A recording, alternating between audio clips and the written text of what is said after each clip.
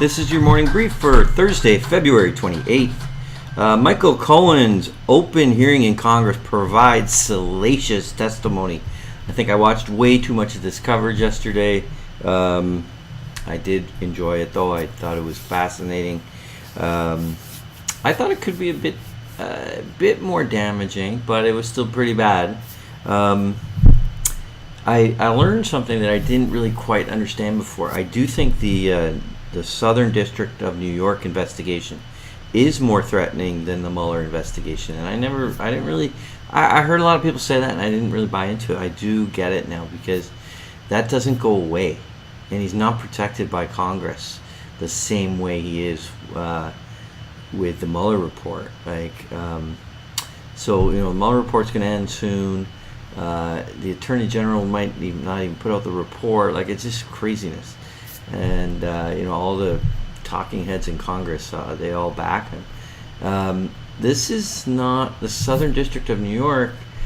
He's just like a private citizen, at least when he's back in private life, and it continues to go on. And he won't have Congress to protect him.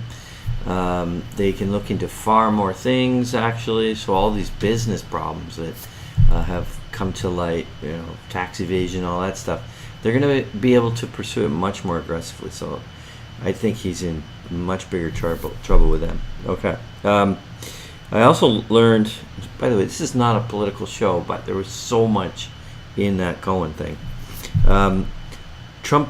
There was a smoking gun, okay? Trump did commit campaign finance crimes while in office.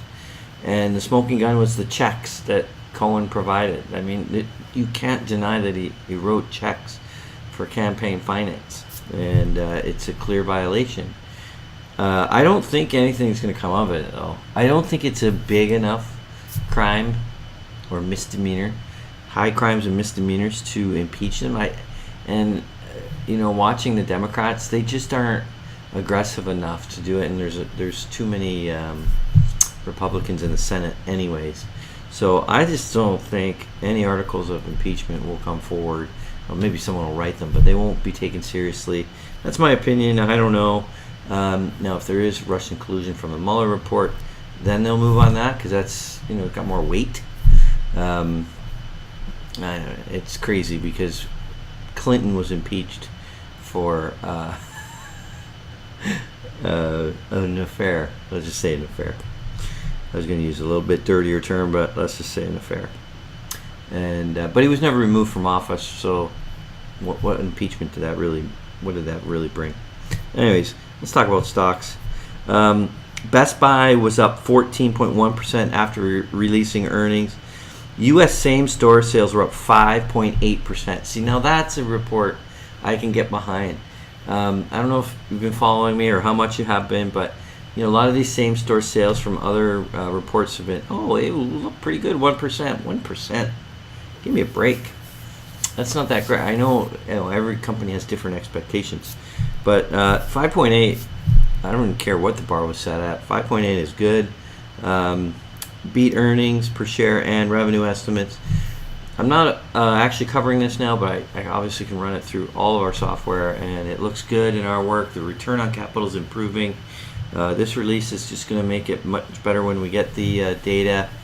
It has moved up. Obviously, it was up 14% yesterday, so you never know what it's going to trade at. I would say you probably could buy Best Buy, though. Okay, TJX was up 3.7% after releasing earnings as well, and that was actually a significant move. I know 3.7 doesn't sound like a big deal, but that wasn't a great day on the market, and that that will always bring your shares down no matter what. So the market quite liked it, although I just didn't think it was that great. Now their same store sales were up 6%, but hold on a second.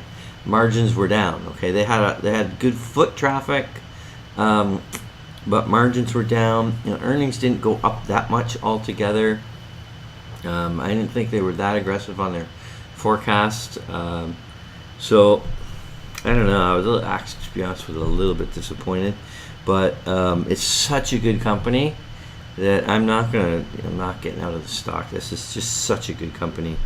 But I was slightly disappointed, so I'm going to be watching that one a little more carefully. Okay.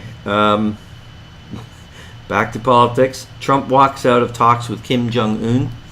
That's no surprise, I suppose. He did that to Chuck Schumer and Nancy Pelosi during the shutdown. They were trying to come up with a deal, and they didn't have the goods for him, what he wanted to hear, and he just left. Which I thought was hilarious. And then he did it again with Kim Jong-un. Now, listen, actually, I'm okay with it with Kim Jong-un. Kim Jong-un's a horrible person, a horrible, murderer, tyrant. He's last time in the summit with Kim Jong-un, he was so delusional that he thought he came to a deal. There was no deal. It was vaguely worded. Oh, we'll try to denuclearize after a certain amount, and it was just so vague that no one even. It was a non-deal deal. And Trump thought it was a great deal, and like the rest of the world, anyone who had any knowledge of how this kind of thing would work was just like, this is a non-starter. It's not even a deal. So I would rather Trump walk out and just be at least not delusional about who Kim Jong-un and North Korea really are. So, anyways, okay, futures are flat. No big movement there in the morning market here, and the S&P has moved up 3.26% in February as of yesterday. So we've had a great, little run. I mean, January was fantastic.